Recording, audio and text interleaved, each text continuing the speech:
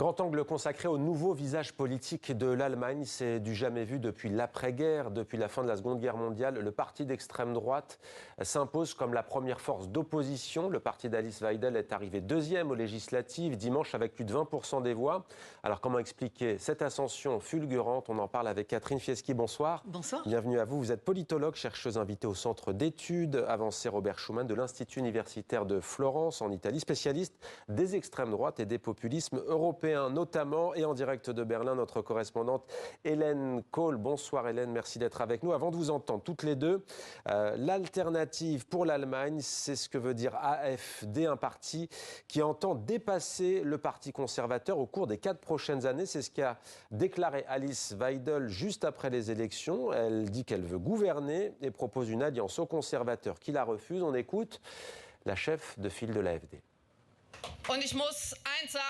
Je dois dire une chose, notre main sera toujours tendue pour participer à un gouvernement et pour remplir la volonté du peuple, la volonté de l'Allemagne.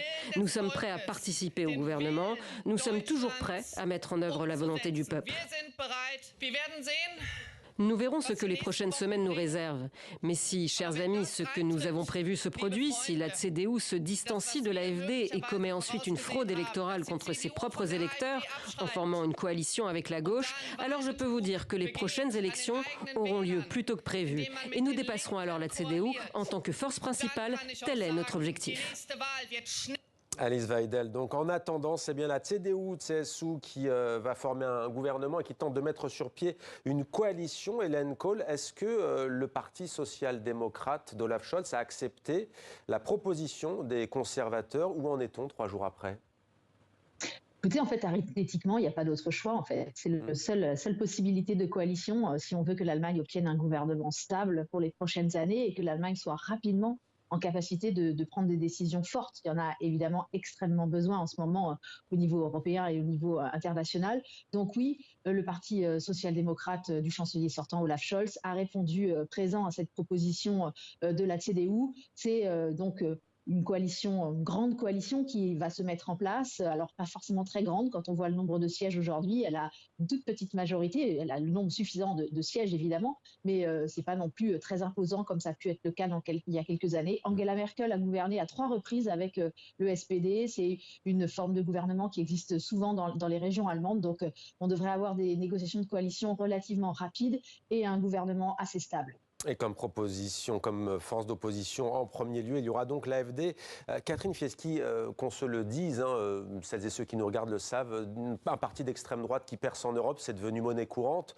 C'est pratiquement normal, sauf qu'en Allemagne, ça prend un sens tout particulier de par l'histoire. Tout à fait, tout à fait. Et je pense que dans le cas de l'Allemagne, ce qu'il faut bien retenir, c'est que c'est un parti qui est à la fois un parti populiste, c'est-à-dire le rejet de toutes les élites et de toutes les élites qui gouvernent depuis 1949, et puis aussi un parti d'extrême droite, puisque c'est un parti qui remet en cause certaines valeurs de l'état de droit et puis les valeurs progressistes autour de la diversité, de l'intégration. C'est un parti profondément xénophobe, profondément anti-immigration.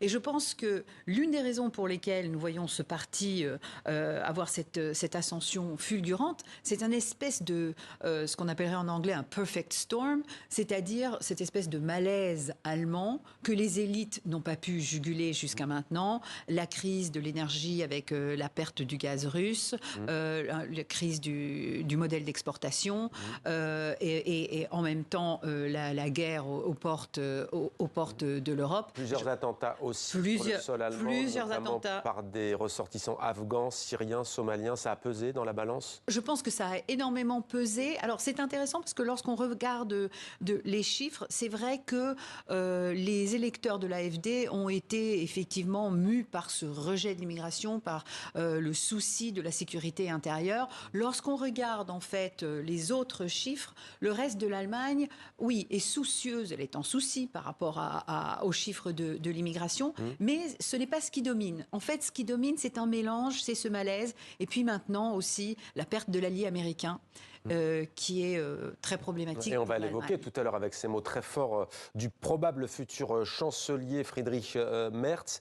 On va voir quand même quelques chiffres qu'on va égrener sur le vote ouvrier, sur le vote des chômeurs notamment.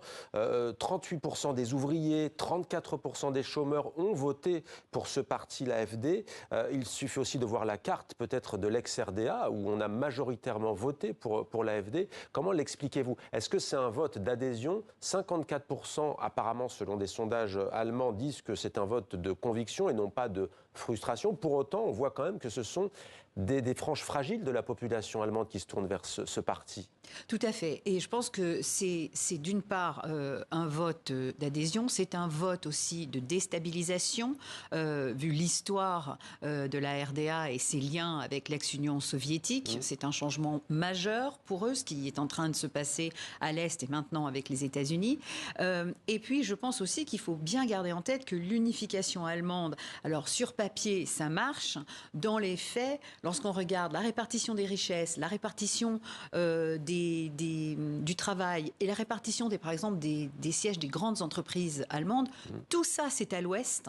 Et l'Est est en fait un petit peu délaissé, un petit peu spolié. Donc, il y a aussi un rejet d'une politique qui serait le reflet de la domination encore de l'Ouest de l'Allemagne. Alors, avant d'aller retrouver Hélène Kohl, j'aimerais juste qu'on voit un autre pourcentage. 27% des hommes ont porté leur voix à l'AfD. C'est seulement 15% chez les femmes. Hélène Kohl, est-ce qu'on peut y voir aussi cette tendance un peu, on sait que les pro-Trump ont soutenu ce parti, l'AfD, notamment Elon Musk, qui a rencontré d'ailleurs, je parle sous votre contrôle, la chef de file de l'AfD. On a aussi un parti très conservateur, masculiniste peut-être, même si à sa tête, il a une femme. Oui, effectivement, c'est un petit peu l'ironie de cette tête de liste de ces élections législatives. C'était la première fois que l'AfD désignait clairement une candidate en l'occurrence pour la chancellerie. Jusqu'à présent, il savait qu'il n'avait guère de chance de faire un score très important. Alice Weidel est homosexuelle, elle vit avec une femme, elle vit en Suisse également, pour payer moins d'impôts en Allemagne. Alors c'est une drôle d'idée du patriotisme qu'elle défend pourtant. Effectivement, il y a cette tension homme-femme au sein du parti. Qui est là, qui est présent. On le voit, les jeunes femmes urbaines ont voté en grande majorité pour l'extrême droite, et puis les hommes plus âgés ruraux votent pour l'AfD. C'est le reflet d'un pays encore divisé. Alors il y a cette division Est-Ouest dont on vient de parler, mais il y a aussi des divisions, je dirais, dans les perspectives d'évolution de sa propre personne, en quelque sorte. Des gens qui disent, de toute façon, moi, je n'y arriverai pas.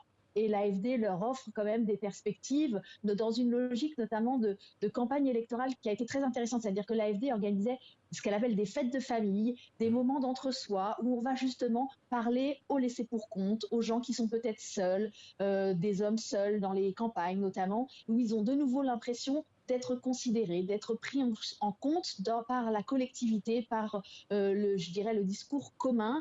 C'est quelque chose que les nazis avaient beaucoup fait. L'AfD a repris ce mode-là. Ça fonctionne très très bien, notamment dans l'Est de l'Allemagne, où il y a particulièrement ce sentiment d'être peut-être un sentiment de déclassement et le sentiment peut-être de ne pas réussir, de ne pas avoir autant de chances pour progresser que d'autres régions d'Allemagne. Cela dit, on le voit dans certains bastions, je dirais, ouvriers, Gelsenkirchen notamment, l'AfD arrive en tête. On voit que maintenant, ce n'est plus le Parti social-démocrate qui est le grand parti des ouvriers, c'est l'AfD.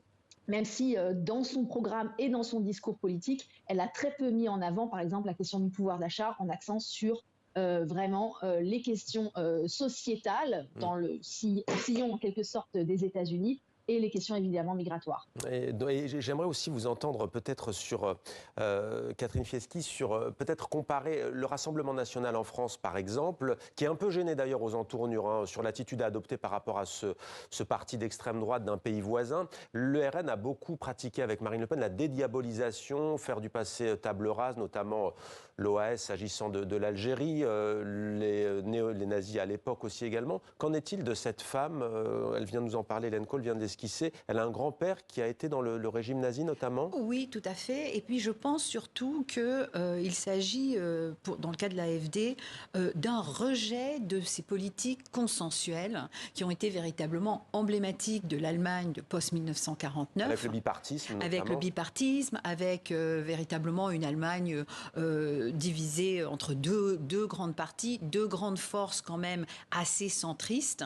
Et en fait, c'est le rejet de ce centrisme, c'est briser certains tabous dans une attitude que l'on retrouve avec Musk, justement. On comprend l'espèce de libertarianisme. Il y a un côté libertarien. Mais par rapport au poids de l'histoire, il y a une rupture ou pas ? Moi, je pense qu'il y a une rupture. Elle dit quoi? Elle dit j'ai rien à voir avec le régime nazi, Alors, ne comparons pas. Elle est assez habile en ce sens qu'elle dit, n'oublions pas, lorsqu'elle parlait avec Musk dans un entretien sur X, elle disait, n'oublions pas que Hitler était un national-socialiste. Ouais. Elle a donc expliqué que le problème, c'était le socialisme et qu'elle n'était pas national-socialiste, elle était une alternative et que donc elle n'avait rien à voir. Donc économiquement, elle prône une économie libérale de marché. Elle prône une économie libérale de marché, mais avec quand même la protection des franges ouvrières qui sont fragiles, qui sont son corps de l'électorat en quelque sorte. Alors j'aimerais qu'on ouvre un peu parce que les mots ont été très très forts, je le dis bien, du probable futur chancelier Friedrich Merz. On a bien dit que l'AfD est soutenue depuis des semaines maintenant, voire des mois, par l'entourage de Donald Trump. Je crois d'ailleurs que certains responsables allemands parlent clairement d'ingérence dans la campagne électorale allemande. J'aimerais vous entendre d'abord peut-être à Berlin. Hélène Kohl, notre correspondante sur place, le chef du Parti conservateur a déclaré qu'il souhaitait un renforcement de la défense européenne afin que le vieux continent atteigne progressivement l'indépendance vis-à-vis des États-Unis. Là encore, quand on connaît le poids de l'histoire et la Seconde Guerre mondiale, l'indépendance vis-à-vis des États-Unis, ce serait, s'il était chancelier et qu'il mettait concrètement en place cette politique, un basculement. Oui, absolument. Et je crois que les Allemands ont voté ce dimanche avec ce sentiment, le sentiment d'un moment historique, d'un moment de bascule. Et on l'a vu notamment dans la mobilisation des électrices et des électeurs. 84% de participation, c'est du jamais vu depuis la réunification. Et on a aussi noté pendant toute cette campagne électorale, alors qu'on entendait cette petite musique dans les médias de les gens en ont marre de la politique, les gens sont blasés, etc. On a vu quand même qu'il y a eu un bond spectaculaire des adhésions dans les partis politiques. Tous les partis politiques ont vraiment engranger plus de membres pendant cette campagne très compacte parce qu'on a été pris dans une spirale assez dingue ici, je dois dire, sidérante entre des attentats commis par des étrangers, on l'a dit tout à l'heure, mais aussi donc ces ingérences directes des États-Unis et de la Russie. Le mot d'ingérence a été utilisé tel quel par Friedrich Merz dimanche soir. Il a parlé d'ingérence dramatique, drastique et honteuse. Donc ce sont des mots très très très très fermes à l'égard notamment des États-Unis parce que c'est le dernier, je dirais, grand bouleversement de cette campagne. C'est les débuts disruptifs de cette présidence Trump qui font s'effondrer complètement le cadre non seulement sécuritaire de la République fédérale d'Allemagne. L'Allemagne s'est construite avec la protection des États-Unis après 1949, mais aussi c'est le cadre démocratique. La construction de la démocratie allemande, elle est faite avec le parrainage, en quelque sorte, des États-Unis à la fin des années 40, dans les années 50. Et donc tout ça s'effondre. Il faut repenser tout ça. Et quand Friedrich Merz, il le dit d'ailleurs lui-même le soir des élections, il dit « Je n'aurais jamais cru pouvoir dire ça un jour à la télévision allemande. Mais oui, il faut renforcer l'Europe pour sortir progressivement de cette dépendance. » Et on a les premiers exemples très concrets. Il est ce soir attendu à Paris, particulièrement, alors qu'il n'est même pas encore officiellement chancelier désigné par le Parlement. Donc il a l'intention d'agir. C'est un homme qui est très déterminé, qui a beaucoup d'ambition. C'est un homme qui, quand il rentre dans une pièce, il en impose. Il est là. Clairement, ça sera quelqu'un qui va avoir une certaine présence sur la scène européenne. Alors, on ne sera pas forcément toujours d'accord avec ce qu'il dit, mais en tout cas, on va devoir l'écouter. Et je crois que ça, c'est très important dans le contexte actuel. Un homme qui dit qu'il faut effectivement sortir progressivement de la dépendance des États-Unis. Un autre signe très concret, avant même le début des négociations de coalition, il a proposé la levée d'un fonds spécial pour l'armée. L'Allemagne, au début de la guerre, l'invasion de l'Ukraine il y a 3 ans, avait levé 100 milliards d'euros pour l'armée. Là, il propose de rajouter 200 milliards supplémentaires sur un fonds spécial. Et comme il n'est pas sûr d'avoir une majorité des 2/3 avec la nouvelle Chambre élue, il propose même, figurez-vous, de faire passer ce texte avant même l'arrivée des nouveaux députés, c'est-à-dire avant le 24 mars. Donc, dans les toutes prochaines semaines, on pourrait avoir un signal très fort envoyé par l'Allemagne aux autres Européens, d'une volonté forte à Berlin d'agir pour la défense européenne, de façon à, peut-être dans le cas où on ne peut pas compter sur l'allié américain, d'assurer la sécurité pure et simplement existentielle des pays européens. Sur cette déclaration, il nous reste 1 minute. Il peut tenir tête à Donald Trump. En tous les cas, il veut prendre ses distances.